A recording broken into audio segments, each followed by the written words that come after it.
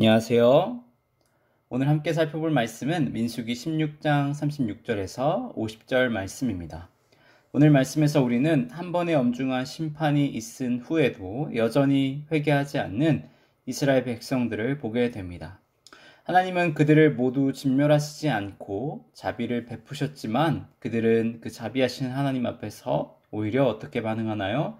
더 큰 원망과 불평을 보이면서 반응하고 있습니다.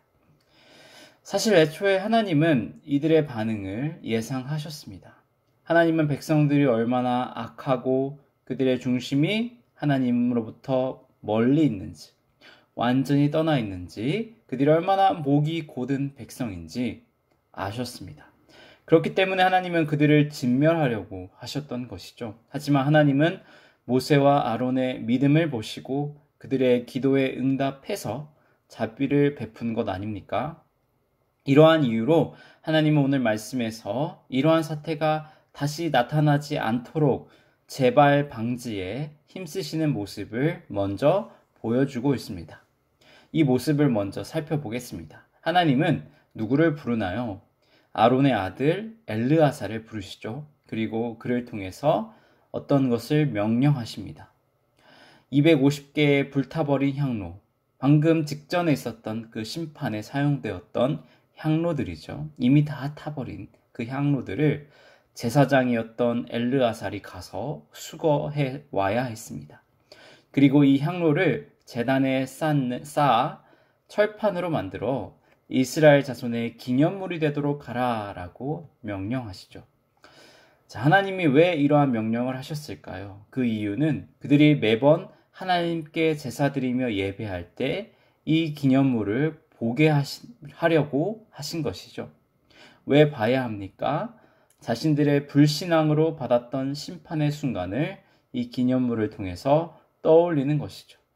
돌아보고 자신의 죄를 회개하는 것입니다.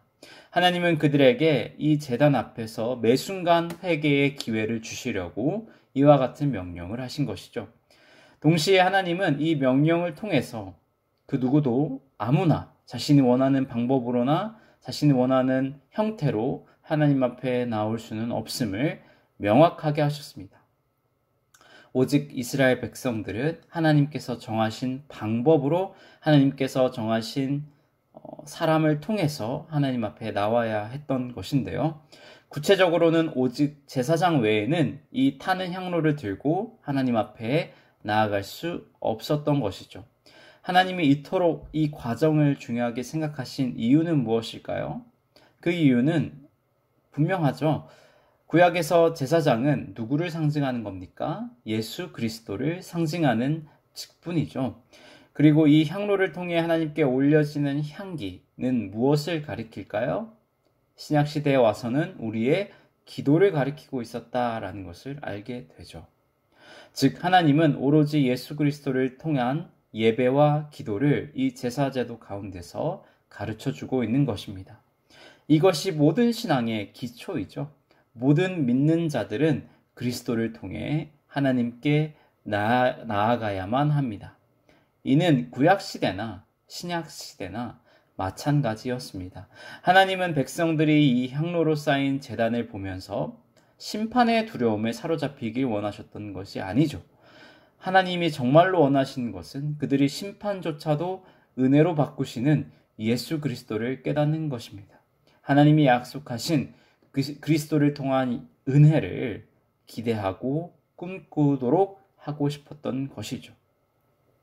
하지만 이스라엘 백성들의 반응은 하나님의 기대와 하나님의 은혜와는 완전히 달랐습니다. 그들은 이 향로를 제대로 쳐다보지도 않았죠.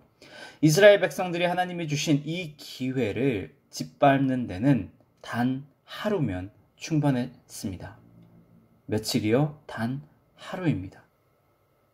모세와 지도자들이 하나님이 명령하신 대로 모든 것을 준비하고 제단을 쌓았지만 이 이스라엘 백성들은 하나님을 예배하러 오지 않았습니다.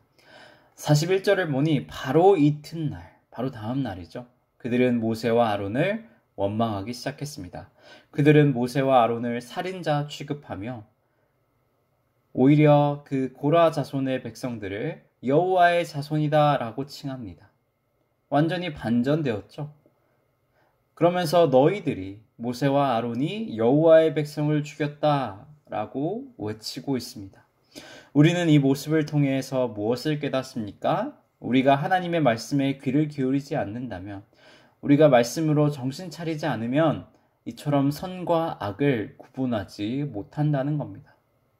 완전히 거꾸로 세상을 보게 될 수도 있다는 거죠.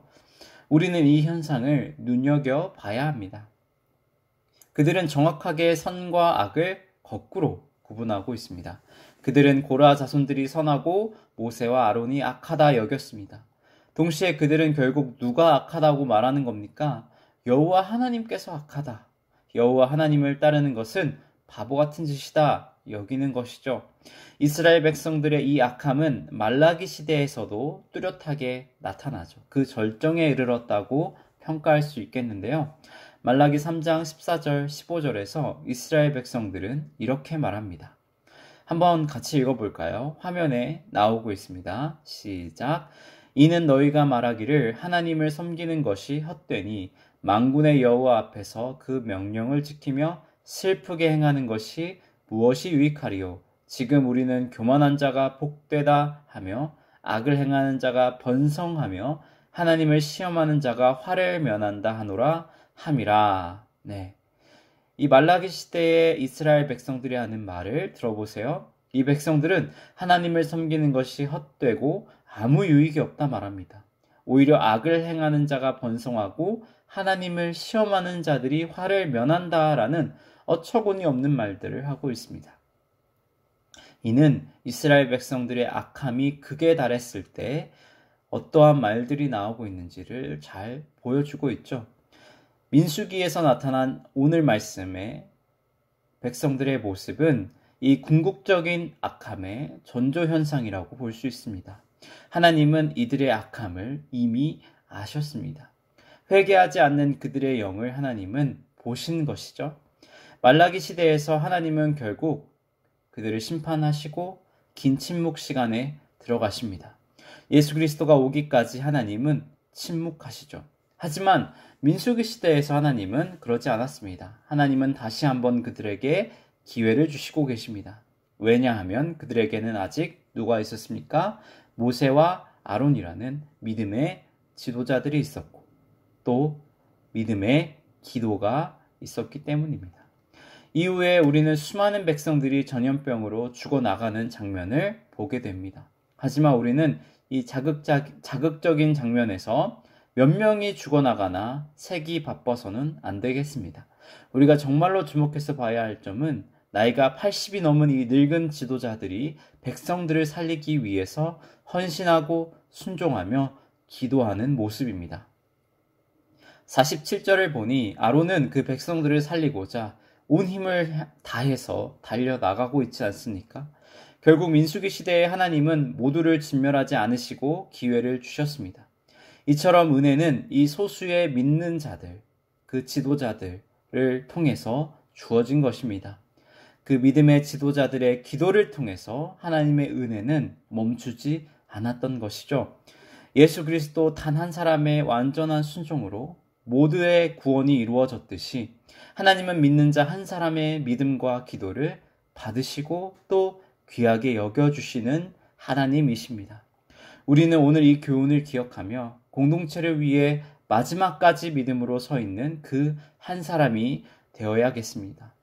공동체가 타락하고 세상이 타락하는 순간에도 끝까지 믿음으로 하나님을 신뢰하고 기도할 자가 필요합니다. 하나님은 그 한 사람을 찾고 계십니다. 이러한 믿음의 용사가 또 이 믿음의 용사들이 우리 나눔교회 가운데 가득하기를 진심으로 축복하고 기도합니다. 아멘.